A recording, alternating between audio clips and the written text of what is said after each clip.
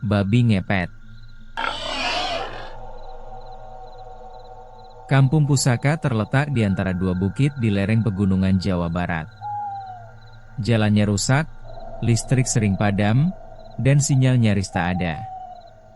Namun, udara di sana masih bersih, dan itulah alasan aku, Randy, guru honorer, dan istriku, Risa, memilih pindah ke sana. Kami ingin hidup yang lebih tenang, jauh dari hiruk-pikuk kota. Dari awal, kami merasa ada yang aneh. Di kampung sekecil itu, hanya satu rumah yang mencolok. Rumah besar bergaya kolonial yang tampak tua tapi terawat. Warga menyebutnya Rumah Sukarna. Dari luar, pagar besi tinggi, pintu kayu tebal, dan jendela-jendela besar yang selalu tertutup tirai. Rumah itu tidak berpenghuni di siang hari. Tapi malam, kadang terdengar suara seperti cakar atau geraman binatang. Aku sempat bertanya pada tetangga. "Pak Sukarna orang kaya dari dulu?" tanyaku ke Bu Raminah. "Belum lama," jawabnya pelan. 5 tahun lalu dia hanya petani biasa. Lalu istrinya sakit keras, butuh uang. Dia sempat menghilang beberapa minggu. Pas balik, rumahnya direnovasi besar-besaran. Istrinya sembuh. Setelah itu, rezekinya kayak air bah. Aku hanya mengangguk, meski hatiku tidak tenang. Beberapa bulan setelah kami tinggal, serentetan kejadian aneh mulai terjadi. Warung kecil milik warga kerap kehilangan uang. Kandang ayam dibobol. Dompet warga hilang dari dalam rumah terkunci. Namun tak ada jejak perampokan. Bahkan anjing penjaga pun tak menggonggong.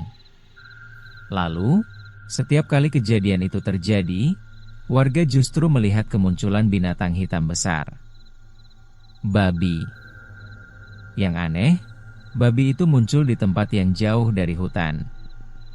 Bahkan sempat terlihat berlari melintasi halaman masjid.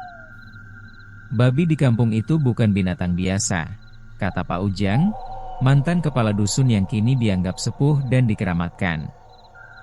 Kalau ada babi muncul saat pencurian, itu babi ngepet.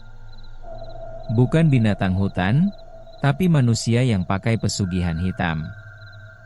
Ia pun bercerita tentang minyak babi, cairan hitam kental yang dipakai untuk ritual. Seseorang mengoleskan minyak itu ke tubuh, lalu membaca mantra khusus dan berubah menjadi babi. Lalu, tubuh manusia itu akan kehilangan kesadaran, dan hanya bisa kembali kalau lilin penjaganya menyala terus. Kalau padam, dia bisa mati atau terjebak sebagai binatang selamanya. Saat itu, aku dan Risa saling tatap. Semua cerita itu terdengar mengada-ada. Tapi semuanya terasa terlalu kebetulan dengan apa yang kami lihat dan dengar akhir-akhir ini. Istri Pak Sukarna, Bu Lestari, sangat jarang keluar rumah. Wajahnya pucat, tubuhnya kurus, dan mata selalu sembab. Konon dia pernah 2 kali keguguran setelah Pak Sukarna kaya. Setelah itu, dia berubah jadi pendiam dan murung. Risa sempat beberapa kali mengantar makanan, tapi selalu ditolak halus oleh asisten rumah tangga mereka yang bernama Marni. Namun suatu hari, saat Risa lewat, ia melihat Bu Lestari berdiri di jendela lantai 2. Ia menatap ke arah Risa, dengan wajah kosong dan darah menetes dari bawah roknya. Keesokan harinya, Marni keluar dari rumah membawa koper. Wajahnya pucat pasi. "Sudah cukup. Saya nggak mau ikut-ikutan. Saya lihat sendiri malam itu," katanya lirik Risa, sebelum pergi dengan ojek menuju kota. Setelah Marni pergi, rumah Pak Sukarna semakin sunyi. Tapi saat malam, cahaya lilin mulai terlihat dari jendela. Dan suara babi makin sering terdengar. Suatu malam, Risa memanggilku panik. "Ren, lihat jendela rumah Sukarna." Ada lilin. Aku ikut melihat. Di lantai bawah rumah itu, lilin kecil menyala. Dan di luar pagar, seekor babi besar berjalan pelan, mengendus tanah.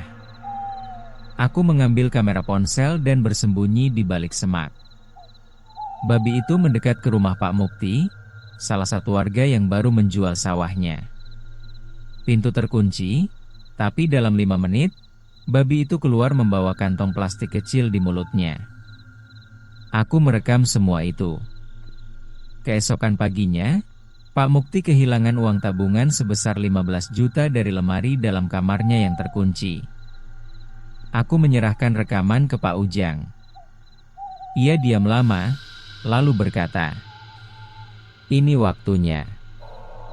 Malam minggu, warga berkumpul di balai desa. Pak Ujang membawa garam kasar, keris tua, dan kembang 7 rupa. Rencana disusun. Saat lilin di rumah Pak Sukarna menyala, beberapa warga akan masuk, memadamkan lilin, dan menghadapi apapun yang terjadi. Jam 2 dini hari, semuanya mulai bergerak. Aku bersama 5 orang lainnya masuk lewat pagar belakang. Pak Ujang dan 2 warga masuk lewat pintu depan yang entah kenapa tak dikunci. Di ruang tamu, ada lilin kecil menyala. Bu Lestari duduk di lantai, seperti kerasukan, matanya melotot kosong, dan dari mulutnya keluar desisan halus. Di ruang tengah, tubuh Pak Sukarna tergeletak telanjang, tubuhnya berkilau karena minyak.